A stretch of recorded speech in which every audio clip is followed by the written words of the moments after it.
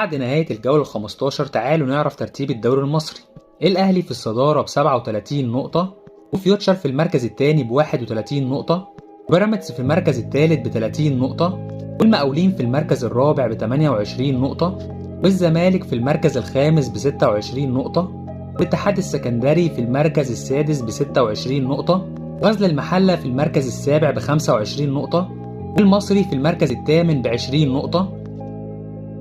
وأسوان في المركز التاسع ب19 نقطة، وسيراميكا كليوباترا في المركز العاشر ب17 نقطة، وسموحة في المركز ال11 ب16 نقطة، وطلائع الجيش في المركز ال12 ب16 نقطة، وفاركو في المركز ال13 ب13 نقطة،